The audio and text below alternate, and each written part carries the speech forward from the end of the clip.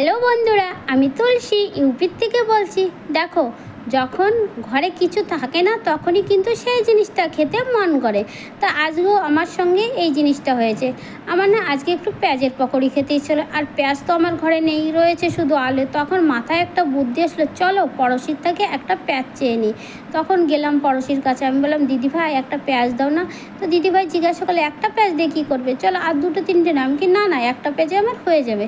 তখন দিদিভাই একটা পেঁয়াজ দিল, আর ঘরে ছিল আলু রাখা, ঠিক আছে, সেই জন্য নিয়ে নিলাম 3-4টে আলু। আর আলুগুলোকেও দেখো কেমন করে কেটে নিয়েছি। কেটে তো না মানে কদ্দুকস করে নিয়েছি, আর যদি কেটে নিতাম তাহলে একটু মোটা মোটা হয়ে যেত, যেটা আমি বানাতে যাচ্ছি সেটা হতো না, সেই জন্যই কদ্দুকস করে নিই। আর তোমরাও যদি বানাও না এমন করে কদ্দুকস করে ভালো করে জল ঝরিয়ে নেবে, ভালো করে ধুয়ে, ঠিক আছে। আর যে পেঁয়াজটা আমি নিয়েছি, পেঁয়াজটাকেও দেখো পাতলা পাতলা করে আমি কেটে নিয়েছি।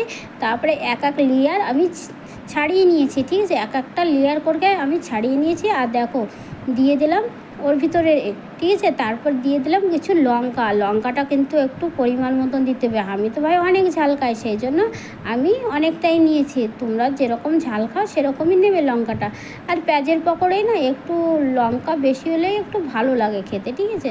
আর তারপরে দিয়ে দিলাম একটু আদা, ঠিক আছে। আদাটাকেও কিন্তু আমি গ্রেট করে দিয়েছি, তোমরাও গ্রেট করেই দিবে। আর আদা আর পেঁয়াজ আর আলু, ঠিক আছে, সেগুলো কী করলাম একটা বাটিতে নিয়ে নিয়েছি। আর এখন একটু লবণ হলুদ দিয়ে আর একটু সামান্য ধনের গুঁড়ো দিয়েছিলাম, দিয়ে এখন এই আলুটাকে পেঁয়াজটাকে আমি এখন মিক্স করে নেব। দেখো ভালো করে কিন্তু মিক্স করতে হবে, আগে কিন্তু ওর ভিতর ময়দা অ্যাড করলে হবে না। দেখো, আর কালারের জন্য দিয়ে দিয়েছিলাম একটু কাশ্মীরি রেড চিলি, ঠিক আছে, এটা দিতেও পারো নাও পারো। তারপরে দিয়ে দিয়েছি ময়দা। আর দেখো ময়দাটা কিন্তু আমি অল্প অল্প করে দিচ্ছি, আর এর ভিতরে কিন্তু আমি একটুও জল দিইনি, কিন্তু আলুর থেকে জল অনেকটাই বেরিয়েছিল, সেই জন্য আমি কি করেছি আলুতে একটু জল দিনে দেখো ভালো করে ময়দা দিয়ে ব্যাস বানিয়ে নিয়েছি একটা। দেখো হয়ে গিয়েছে, কেমন করে মিশিয়ে নিয়েছি দেখতে পাচ্ছ। মনে হচ্ছে যে এটা আলু না পেঁয়াজ, মনে হচ্ছে এটা কিন্তু পেঁয়াজ, ঠিক আছে। দেখো এখন কি করবে, এই পেঁয়াজের পকোড়িগুলো আমি ভেজে নেব। দেখো এখন দিয়ে দিয়েছি কড়াইতে তেল, আর তেলটা একটু বেশি চাই সেজন্য একটু বেশিই তেল দিয়েছি। আর দেখো তারপরে কিন্তু তেলটা যখন আমার ভালো করে গরম হয়ে যায়, ভাই কাঁচা তেলে কিন্তু দেবে না, কাঁচা তেলে দিলে কিন্তু পকোড়াটা মুচমুচে হবে না, ঠিক আছে।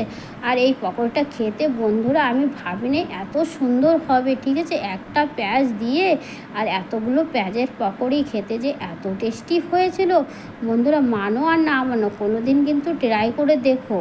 যখন তোমাদের ঘরে পেঁয়াজ থাকবে না তখন আলু তো আছে, আলু দিয়ে আর সামান্য একটা আমার মতন পেঁয়াজ আশপাশ থেকে চেয়ে নিয়ে আসো, ঠিক আছে। দেখো এখন পকোড়িগুলো তেলের উপর ছেড়ে দিচ্ছি।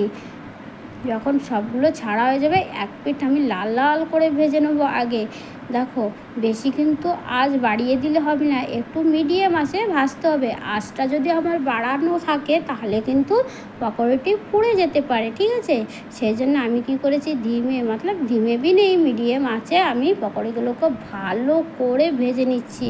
আর দেখো পেঁয়াজের পকোড়িটা কত সুন্দর এখনই লাগছে দেখতে, কত সুন্দর।